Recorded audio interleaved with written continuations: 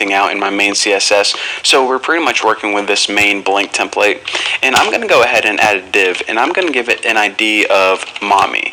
Now, I'm going to be giving it this ID name because I want to represent how this is a parent of all the things inside it, because I can't remember in my XHTML tutorials if I talked to you guys about parents and children, but basically whenever you have a tag, anything inside that tag is the child. For example, this paragraph is a child of this div, and this div likewise is a parent of this paragraph. So that's kind of the structure. Everything inside something else is a child of it. And you can also say it like this: this paragraph is a grandchild of this body.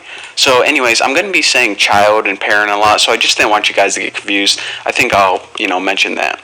So let's go ahead and add some excuse me, I saw I messed up here. I'll go ahead and say Bucky is the child and mommy is the parent. So anyways, what would I say? I think I say tuna and bacon. That sounds like something I would say. So I'll go ahead and throw that in there.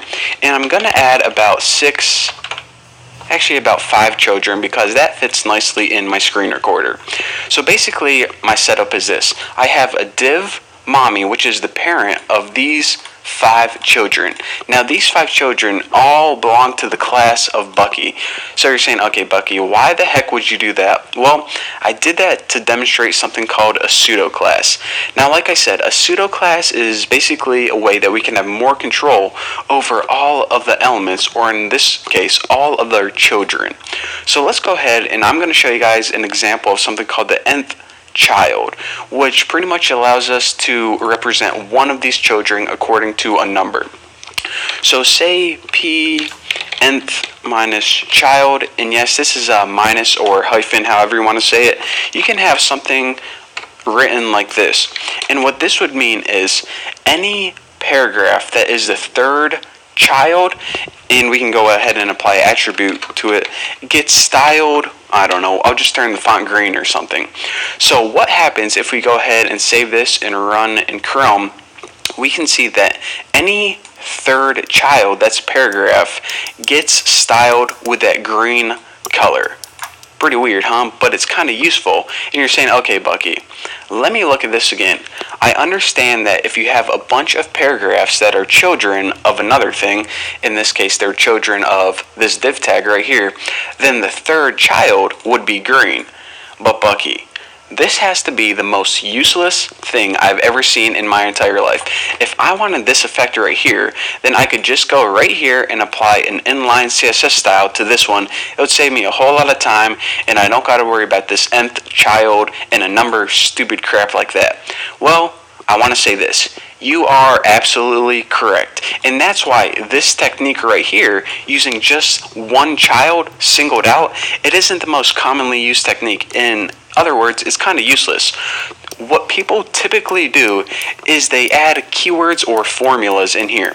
So you could write something like odd, and that is actually a keyword that CSS3 recognizes, and now whenever you refresh, every odd element, 1, 3, and 5, every odd child now gets styled that color. So we're saying, okay, that's kind of more useful, because then if I have a site that's, maybe a list of links, and I didn't know if there were going to be 10 links or 20 links, or maybe it's a cool site that changes every day, now you could have every other one styled. And if you have a huge list of stuff, it's kind of useful to change every other color, because then it's easier to see. So maybe, you're having a Christmas theme on, I don't know, let's say you're making a site like YouTube where you had a huge list of videos. So every odd one would be green, and every even one would be red. So let's go ahead and change that and check it out.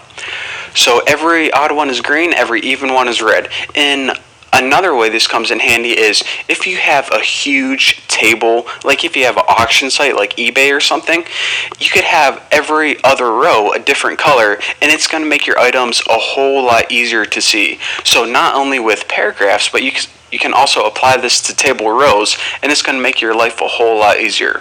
So again, that's what they more commonly use the nth child for, instead of just singling out one element. And another thing I want to point out is you can also write formulas in here, like 4n plus 1 or something. And you can use these complex formulas if you want to say only turn every 4 rows blue. Ooh, my voice crack right there. That's kind of embarrassing. Sorry, I'm just starting to go through puberty. A lot of changes in my life right now. But anyways, if you want to like change every 4th row, like 4, 8, 12, 16 blue, you can do that using these formulas as well. But we don't got time for formulas for this tutorial. I got to move on to the negation pseudo classes in the next tutorial. I got crap to do. I got puberty to go through. So anyways, thank you guys for watching. Don't forget to subscribe, and I will see you guys in the next tutorial.